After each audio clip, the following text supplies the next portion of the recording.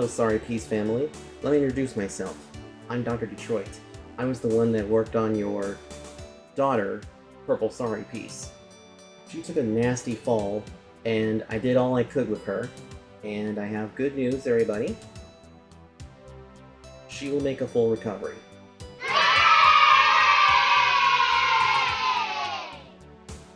In fact, you can go ahead and see her now, if you want to.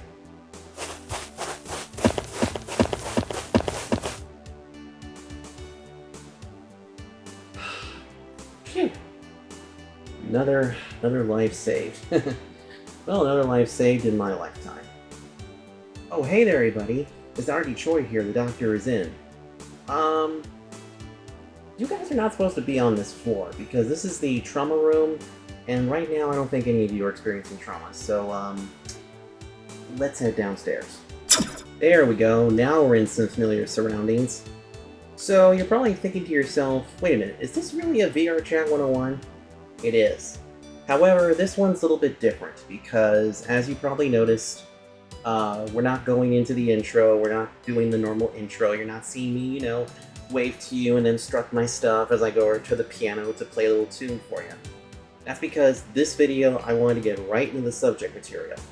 What you just saw up there was basically me saving a life. Purple Sorry Peace took a nasty fall, and thankfully though, I was able to patch her up, so now her family is checking her out up there, and she'll make a full recovery. However, in VRchat, every single day, no matter if it's a group instance or a public instance or something like that, somebody is going to have an issue in real life. And unfortunately, we all have different issues. But being able to know and identify those different issues can be very important. Because even though you probably don't know this person, or maybe you probably know them because they're your friend or your close friend, some people have medical emergencies right here in VRchat. And believe me, it's nothing to roleplay about. So in this VRchat 101, I'm going to show you really just a couple of different ways and different things that to look out for, as well as also give you guys some tips on what to do to save a life here in VRchat, in a little video I like to call How to Save a Life. So, without further delay, let's go over to my red board and let's talk about this. Here we are. As you can see, there's literally only a handful of things here that I was able to write down. Well, that's because there are several different things that you may end up seeing when it comes to, people in VRchat, because believe me, every day there's always some sort of issue. Now, here's the thing though. Some people roleplay it, some people roleplay that. That's never a good thing. Because then you probably can't tell what is fake and what's a real emergency. So as you can see here, I have put down 4 different topics here, but we're going to cover both of them together. And the first one I want to take a look at is social anxiety, or social anxiety, or high anxiety, or even anxiety attacks. Anxiety attacks are extremely common amongst many people who can't handle big crowds, or anybody that may have ADHD, or in some cases just social anxiety. Sure, it's hard to mingle sometimes, but it's nothing to laugh about, really. Now, to help illustrate this, I asked a good friend of mine to come over to my world and basically show us and tell us what to look for when people are having social anxiety, anxiety attacks, and also seizures. So, this next segment you're about to see was actually recorded not too long ago. So, here's me and my friend talking about social anxiety and anxiety attacks. Panic attacks and anxiety attacks are 2 really big things that happen in VRchat, but knowing exactly how to deal with them is a little bit cloudy. Well, to help clear that up, I have a good friend of mine here who knows all about them. I'd like to introduce you to my good friend Rust. Rust, welcome to the VRchat 101. It's good to have you here. Glad to be on here. So, all right. So let's go ahead and get right into, talking about these anxiety attacks. Like what causes them? Well, they can be caused by a number of different things. Some of them can be caused by PTSD. Could be a major cause of them. Such as the ones I have myself. But other ones can be stress induced as well. I see. And then there's social anxiety. Being crowded up too much can cause this as well. That's a bad one. Yeah, That's a real bad one. Yeah, in fact, prior to recording this segment, I actually chose that we film right here next to my grand piano, which is seen in the intro to VRchat 101, because it's a much more open environment. It's not claustrophobic or anything like that. But let me ask you this. I mean, I'm standing right here next to you, and we're standing right up against my grand piano. Is this considered too close for anybody that has claustrophobia, or is this like a safe area for you? I'm not even claustrophobic, I'll tell you that. Okay. And unfortunately, I have seen you have anxiety attacks, and just what basically happens? Like what do you feel when you like get anxiety ridden? It'll almost feel like an actual medical emergency. In some occasions it can feel hard to breathe even though you can breathe just fine. And on some occasions it can also feel like a heart attack. But depending on who you are, it can feel more like that if you're an actual cardiac patient sometimes. Yikes. But yeah. But in other occasions, there are many different like some ways happen differently to different people, basically. So, yeah, and this includes hyperventilating as well. This can also happen. True. And I actually will say to the viewers at home, I have seen what happens when you had an anxiety attack, and I stuck around to basically help you, get back on your feet. In fact, that's actually something that I think a lot of people don't understand. Is like, what are the stuff that you shouldn't do when somebody's having an anxiety attack? What is the biggest no-no for this? It depends on who's having the anxiety attack. If the person that's having an anxiety attack knows you, then you could stay a bit close, not too close, but enough to at least help them out. If you don't know them while they're having an anxiety attack, it's unless you're medically trained to deal with the situation, I'd say just step away. Let someone else handle it. Okay, so basically, if you know the person who is having an anxiety attack, if you know them well enough, you can be close to them. But let's say like it's a rando. Let's say that it's a random person who is nearby, sees you're having a problem, and tries to help. Is that considered a big no-no, or do they just take your cues from you if you're able to communicate with them?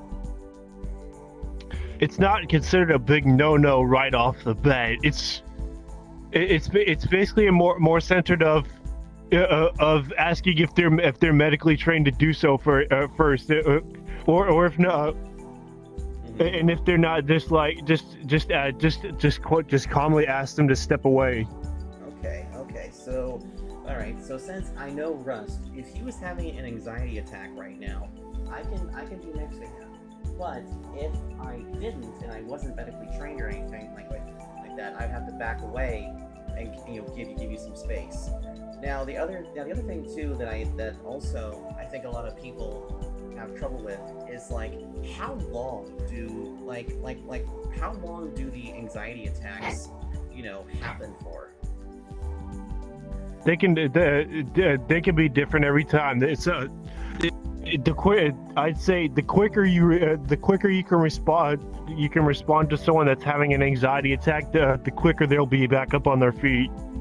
I see. Well, that is unless there's danger amongst them. Like if someone else is the sole reason that the person's having an anxiety attack, then it could take a bit longer. Oh, I see.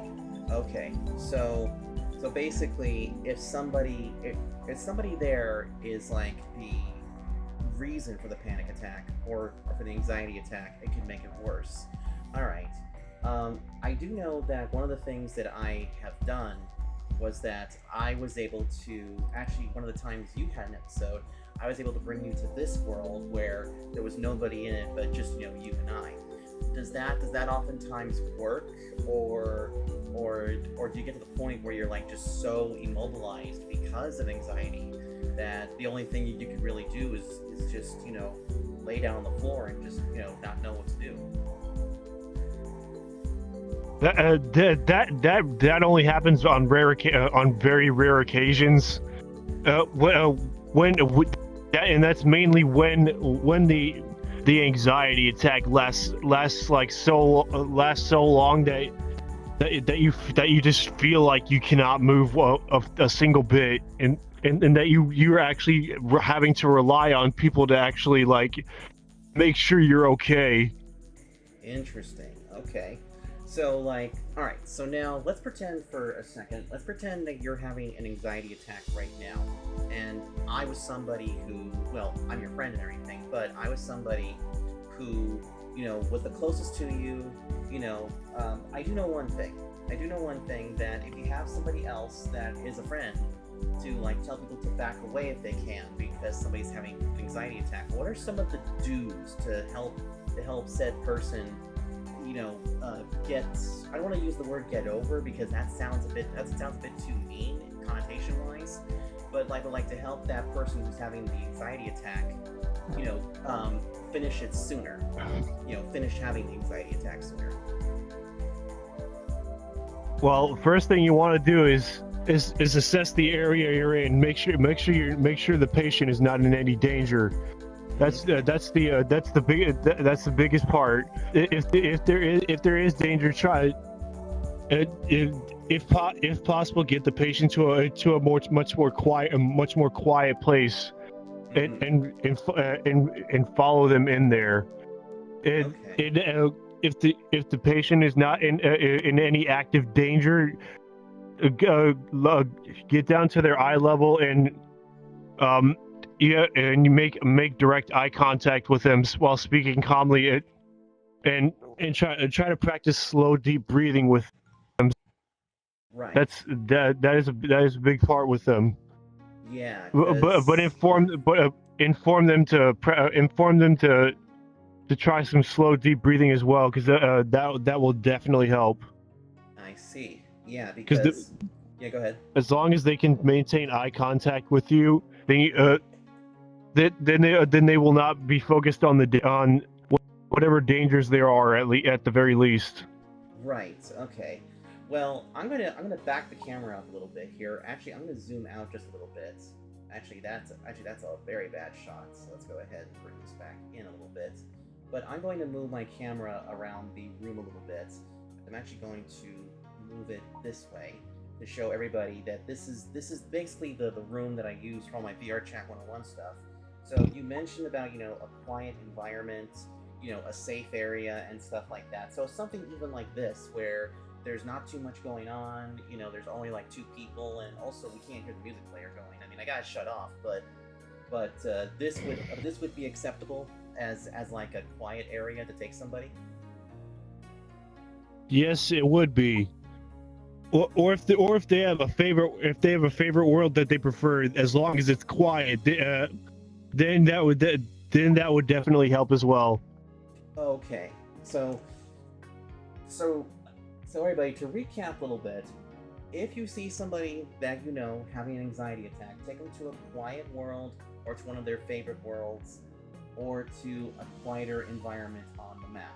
Now, I'm not going to say what map that he had a anxiety attack on, but I do know that that map was, there was a ton of stuff to focus on and everything like that. Plus, there was also music playing, but oftentimes you can actually turn that music off. All right, and so then, as the person is recovering from that anxiety attack, how do you tell that person that it's okay to, like, go on and do your thing? How do you how do you know yourself that you're out of the woods? You're out of the woods. You're out of the night. Little a little Wizard of Oz reference there. I'd say keep a close eye on the patient for like the next few minutes to make sure they're not in any more danger at the very least. Okay, so just basically hang out with them, even just explore the world a little bit, or just hang out in this part of the world just until they are okay. Definitely, that is recommended. Okay, that's good to know. I will say this: I have never had an anxiety attack at all, which has been pretty good and everything like that. But I do know a lot of people like you who have had those, and I think I asked you this earlier, but I'll go ahead and ask it again if I didn't. What's the biggest trigger, or what's the biggest red flag when it comes to anxiety attacks? What brings them on the most? I would say definitely social anxiety. Okay. Like social anxiety. Some people pretty bad social anxiety to the point where they just don't want to see mass amounts of people everywhere. They'll just go off into the best thing they try to do is go off into a quiet space and not want to talk to anyone. Interesting. Okay. So so right now it's just the two of us here on this world. But I know that I've seen you in big 20 people worlds and stuff like that. What would you say is your limit of how many people you're okay with in a single world before you get into the red zone where you're going to have an anxiety attack? Well, it depends on what world it is. If it's that's the truth. That it really depends on what world it is.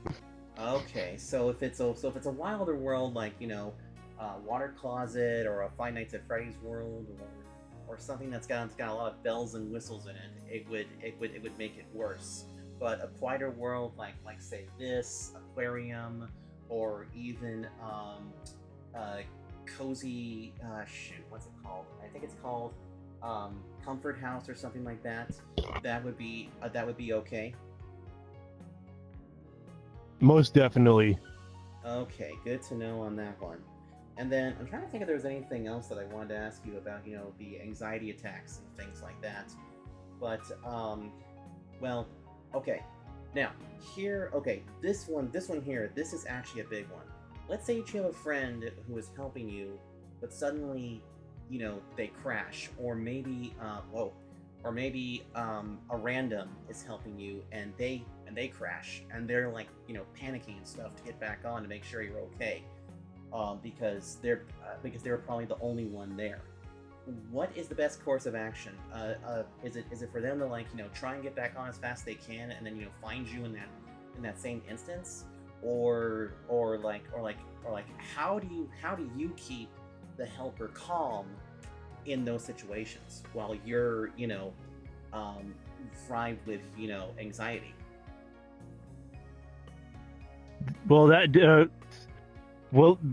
basically depends on how calm the patient is. If the patient is on the ground but still seeming to no longer panic, then they could probably handle themselves. But if they were still panicking when the helper crashes, then that could be a big issue. That could be a big issue. a Okay, so very big issue. okay, so depending on how bad the patient is, if they are sort of getting better and like almost back to being back to normal, if you do end up crashing, just get back into the world. And if you can't get back on right away, chances are you'll be all right. But if you're like really having a bad thing, then that's yeah, I can see what that is. And also too, one final thing too. Besides the hyperventilating, are there anything like jiggling hands or limbs or even like a jiggly head that also would signal an anxiety attack as well? That can that can happen sometimes, and I have and there was one time where someone mistook my anxiety attack for a seizure, Oh yeah, which can happen at some point. yeah, yeah. Go ahead. That can happen sometimes, because people are because not too many people are aware of how many symptoms can lead to anxiety attacks. That's true. In fact, you know what? Seizures. I just mentioned seizures. So obviously we know now what kind of the anxiety attack is like, but seizures is a whole different story because I I personally, and you can correct me if I'm wrong here, but I personally had learned that seizures were kind of like if you hear like somebody like slurring their speech or like foaming at the mouth, or even like suddenly you see like their appendage right here just start shaking, or they just start going out of control or something.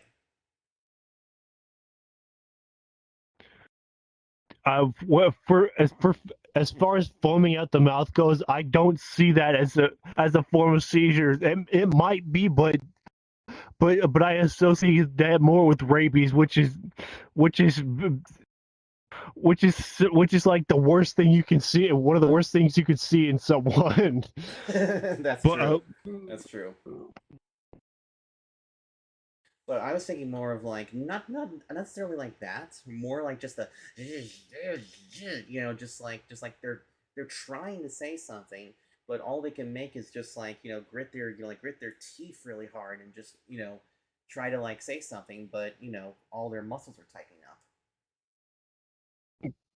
that's that's not always associated with seizures either. With the slurring words, that can mean that could mean a number of things. Well, Okay. it could be a seizure. It could be a seizure, but they could also be drunk, or they might be having something worse than a seizure, which is a stroke. Oh If that is Christ, that's bad, and that's which when you get and that's when you get to code blue.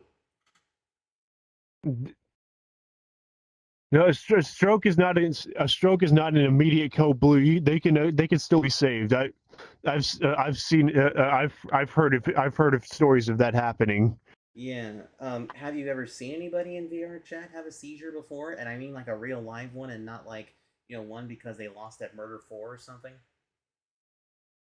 Yes, I have actually. I was in Super Kmart Center one day, and I was just doing my normal shift as usual, and then I saw a police play group surrounding one of their officers, and it just so happens that person had a seizure in real life, which Whoa. which is very tragic. Very And indeed. what made it more difficult to tell was that they were on desktop and not VR, so that made it much Oh. more difficult. Yeah, because if you're on desktop, you're only like standing straight up. When you're here in, VR, you can actually move around. So if it's okay to ask, whatever happened to that person? Were they okay? Were you able to find out, or what? I was able to find out. His mother took him to the hospital, and he was released from the hospital the next day with just a simple concussion. Ooh, Because he because when he had the seizure, his head slammed to the ground, and I fear that he could have fractured his skull, which Oh. thankfully didn't happen. Yeah, thank God, or cause some real big cerebral damage right there. All right, so that's the thing. In fact, you know what? The final few questions I have here is that how can you tell when somebody is actually having a seizure when they're on desktop? Like is there any warning signs, or is it just like does it happen like that? It could just happen like that unless the person can notify you ahead of time if you know that if they make you aware that they can have seizures. But other than that, there's really no sign of like telling when they're gonna have a seizure. Wow. They could just happen like that. That's true. That's absolutely true. Yeah, I feel a little bit smarter with that, and so I absolutely thank you for coming on to VRchat 101 to tell me about that. But yes, folks, seizures, social anxiety, and anxiety attacks are a thing inside here. And now, future me, back to you. Major shout out to my friend Russ for coming on board to tell us a little bit about social anxiety and anxiety attacks. And, I actually remember saving him from two of those. I think I already mentioned it in the piece. But now we're going to go down to the two biggest factors that a lot of people tend to have on VRchat. Usually it's depression, and then sometimes they have suicidal thoughts. So let's cover these. Depression and suicide are actually two of the biggest factors that lead to people almost wanting to off themselves. If you watched my other video called It's Okay to Cry, I mentioned that depression is something that always makes us cry. Depression is well, it's hard to explain. It's something that we develop over time. It doesn't really come about till some point later on, like down the road from when you became a teenager or probably became a young adult. But depression can, lead to a lot of different things. But where does the suicide thing come in? Well, unfortunately, there's a lot of people out there who think that there's no way out. That the only way to get out of a situation, like a bad one, or something like an adult situation, or maybe a bad relationship, or even a fight with your parents, is to just simply end yourself. But I'm here to tell you this: suicide is not the answer. And I'm going to tell you a little story. This is actually a personal thing that happened to me. Um, let's see if I can get through without tearing up. So let's turn back the clock a little bit. It was 2019, and unfortunately, when you start to get big, when you start to become kind of popular amongst other people, and you start to become big in different fandoms, there's always going to be that one bad apple that just starts bad rumors about you, and there's going to be some henchmen and some other people, most likely yes men, who just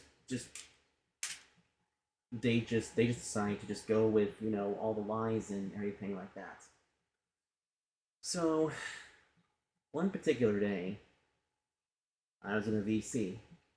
I was in a voice chat with these people, and they kept harassing me. They actually told me that I did all these things when I actually didn't. They basically used cancel culture on me, claiming that I was a molester or something. And then one of their ringleaders told me they actually used my real name, and they basically told me this. They told me, turn yourself in or kill yourself. I tried. I attempted suicide. I attempted it 3 times. Every time failed. The first time failed because a friend of mine buzzed me on Discord, and it saved me. The second time I did it, or at least trying to, I was stopped because I didn't want to feel the pain. I didn't want to see my own blood. And the third time,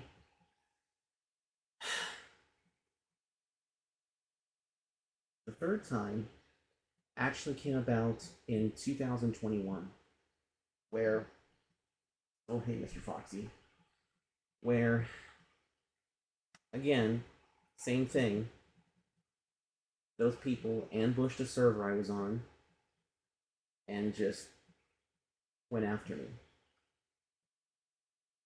They even convinced half the server with their lies. And even though I fought back, suddenly everybody was saying the same exact thing, just to simply off yourself. Well, on that third attempt, I almost did. I tried to cut an artery which is right here in your wrist. I literally had my hand, my arm right here, had a knife in my hand, and just as I'm about to strike it, to end it all, a thought came into my head where I was looking at this. I was looking at my wrist. I had the knife in hand, and I was about to just simply go down. But I got to about this side, and I burst into tears because had I killed myself, I would have given my family and a lot of other people. It would have hurt a lot of people because that's something that a lot of people don't realize is that committing suicide is never the answer. If you commit suicide, what you're doing is you're basically doing your family a hell of a lot more stuff that they gotta do. Because, well, now they have to now they have to plan your funeral. They have to plan your funeral. They probably have to find a spot to bury you in, or entomb you, or, you know, uh, cremate you in. And not only that too, but you would make a lot of people really sad. You'd make your family sad, your friends sad, brother, sister, even your pets. And you don't want to make your pets sad. But even that's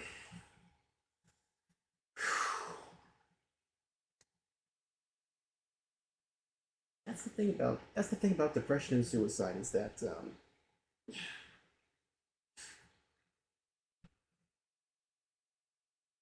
it takes the ones it takes the ones that you love the most. And unfortunately, I've had two friends suicide on me, not on here, but in real life, and it doesn't get any easier.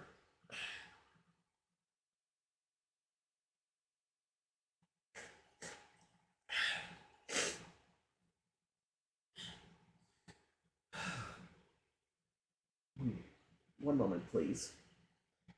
Okay, I'm back. Sorry about that. I don't know what came over me really, but suicide's a really hard topic to speak about sometimes.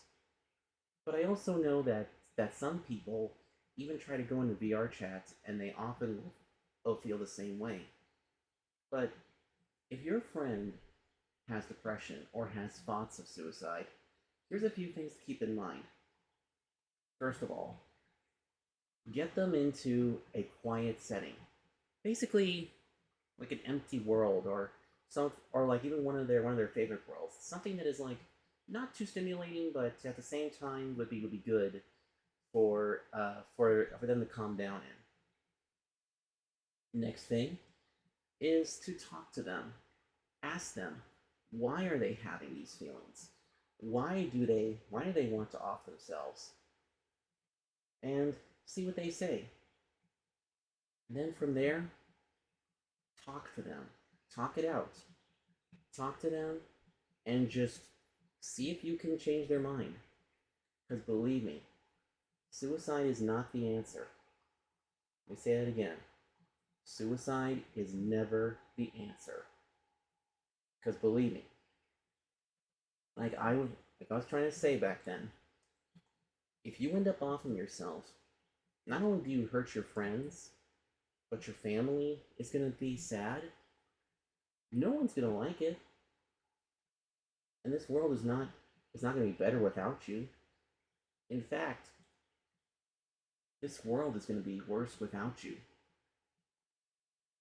You were put here for a reason,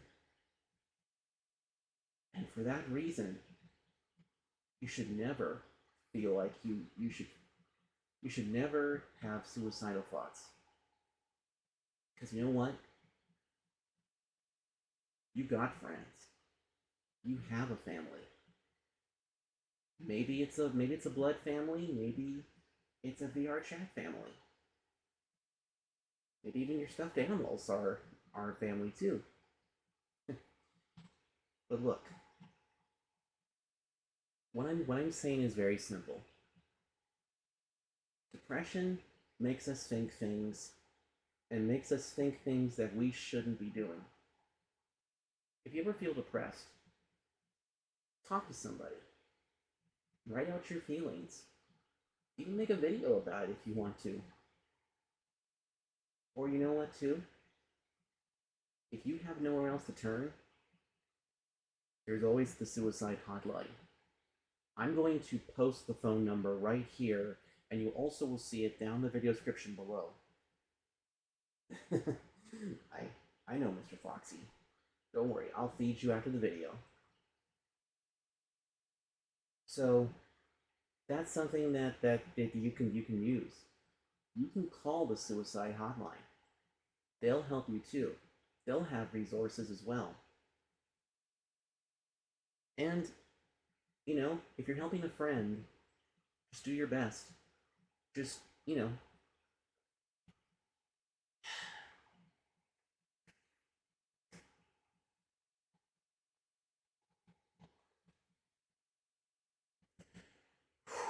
not gonna cry,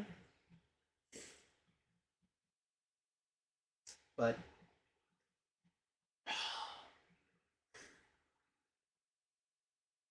just promise me, viewers, that if you ever feel depressed or suicidal, don't go through with it. Don't off yourself. You're worth it. We love you. He loves you. And I love you.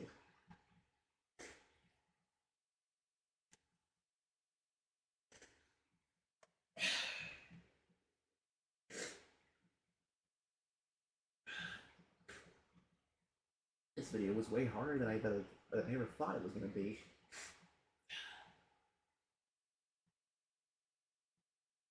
Let's cut. Just future me, cut the cameras, cut the cameras.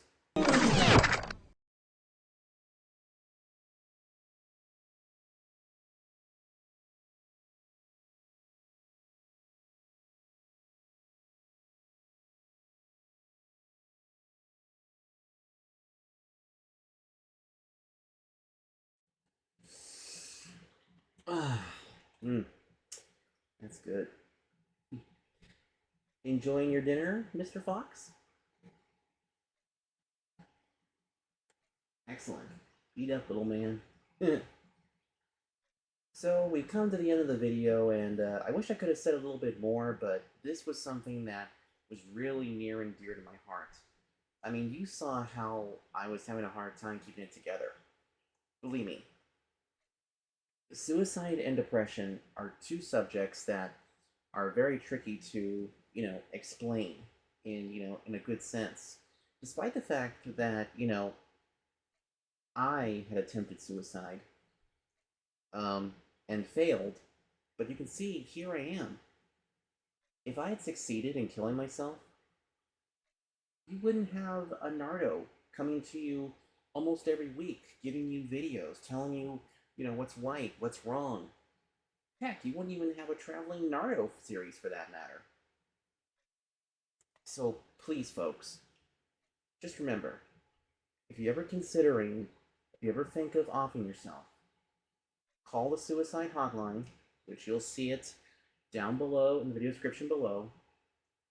Talk to your friends, or your parents, or a grandparent, or somebody in the family. And above all, just remember, you are worth it.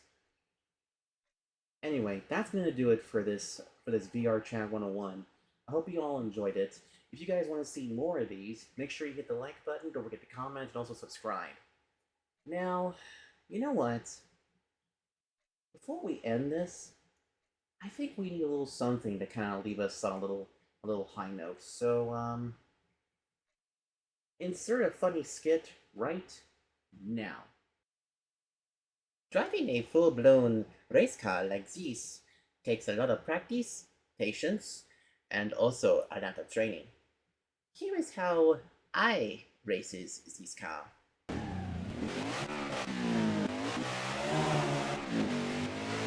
And this is how an average person would race this cow.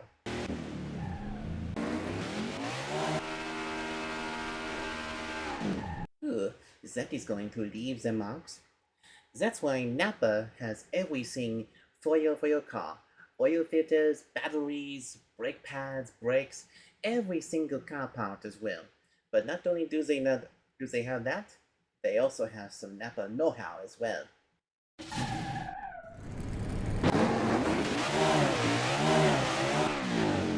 Go see your local Napa Auto Parts dealer today. That is Napa know-how.